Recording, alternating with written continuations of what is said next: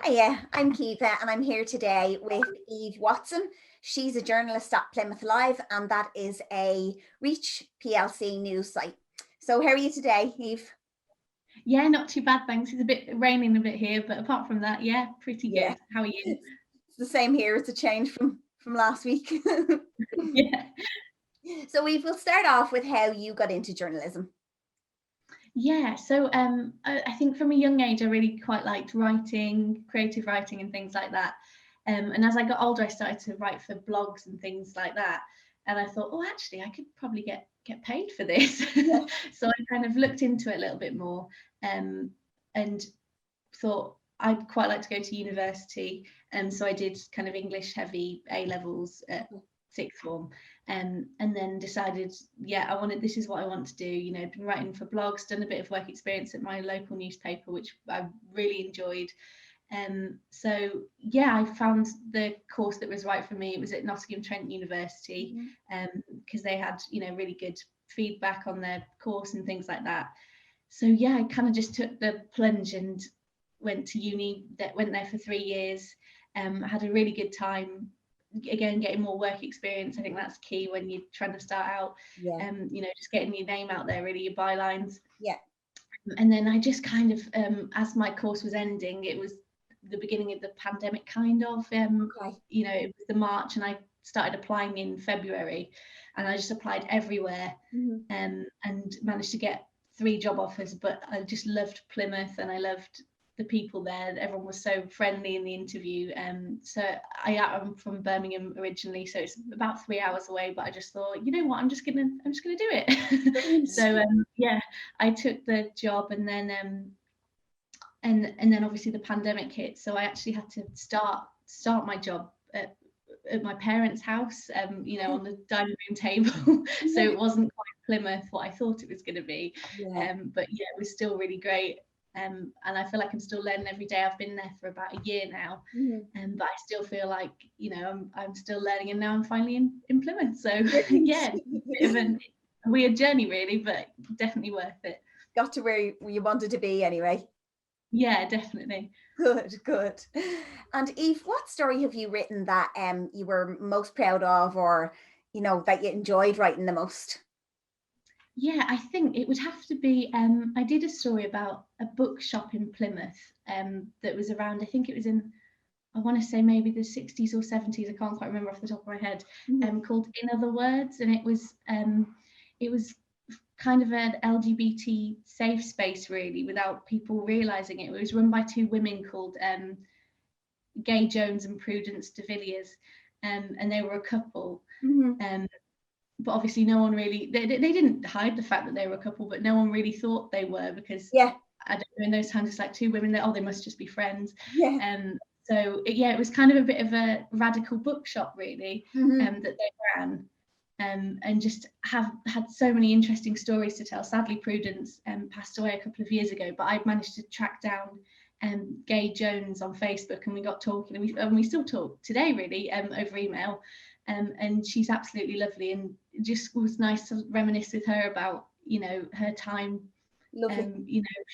A few years ago, before the bookshop sadly closed now, but I mean, it sounded amazing. Yeah. And it was nice to be able to talk to her about her experiences as a gay woman in that time, really, because she said that the newspaper reporter at the time called them kooky ladies, Yeah.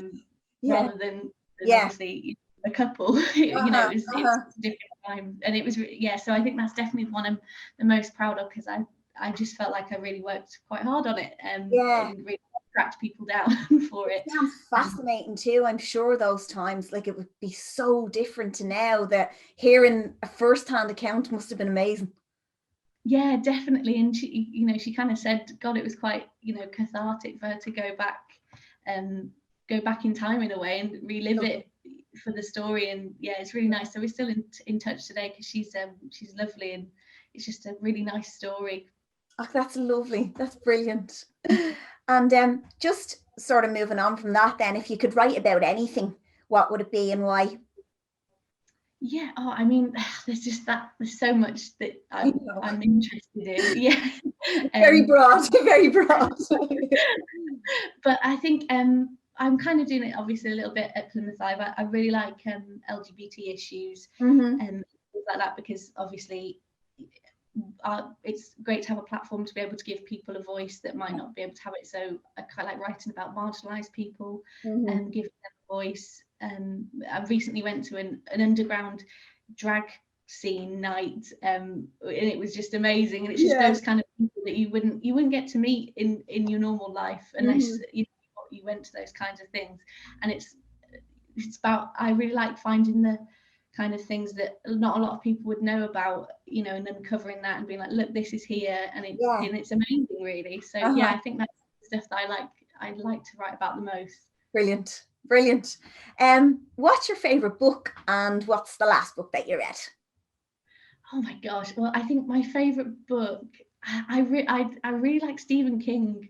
I quite like horror books, so I think my favorite book is kind of the same as the last book I read, so I'm kind of answering the same question, really, because every one of his I read, I'm like, oh, okay, that's my favorite one now. But I think I read Under the Dome, and I just absolutely loved it, because it's almost like I'm quite a fan of Big Brother as well, and it's kind of like a reality TV show under one dome, different characters and different people, and you recognize them in your real life, and you think, oh yeah, that's like, he just recaptures people's selfishness, horribleness, as well as amazingness as well. So that's definitely that's my favorite book, and the last book I read as well. Good. What current issue are you most interested in? I know you've sort of touched on that already, but would that be the same sort of answer then, sort of the LGBT plus?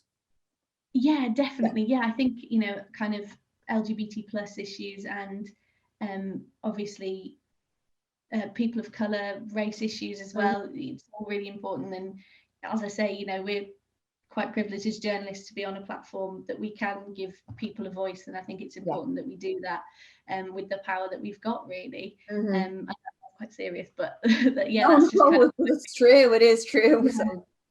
Yeah. So Definitely. Yeah, I think that's definitely at the forefront of my mind when I'm writing, and also I think you don't realise how, when you're writing, the impact it can have on other people, because people actually do read it, and sometimes you can forget that. So I think it's important to be able to raise people's voices, really. Yeah. And then what famous writer or journalist inspires you, or do you admire?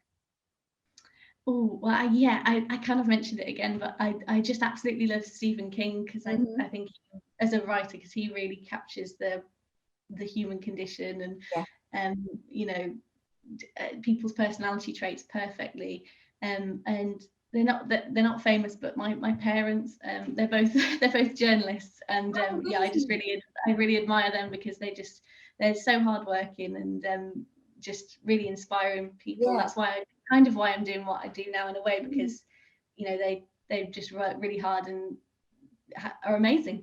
And do they still write now? They're still writing? My dad, he's a producer at the BBC, and my mum, she writes fiction books now, so I think she's kind of gone on to the other that's brilliant. different side of it. So she's gone from, I think she still takes stuff from real life, her journalism experience, but now she makes it a bit more dramatic. That's brilliant. And then what's the best part of your job, and what's the worst part of your job?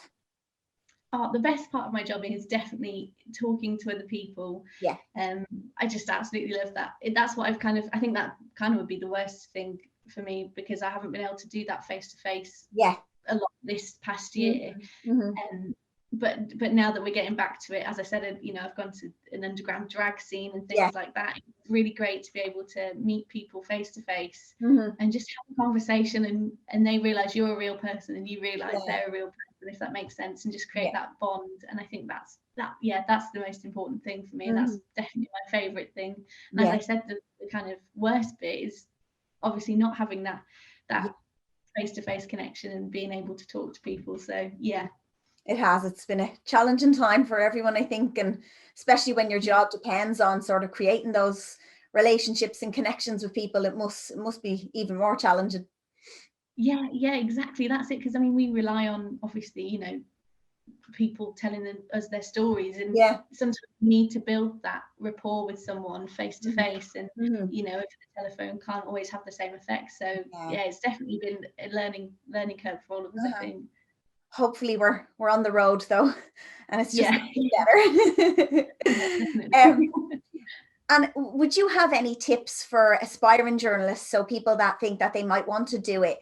Could you maybe share 3 things that you would recommend? Or yeah, definitely. I think first one is work experience. I know it's a little bit tricky at the moment, but as you say, things are opening up now.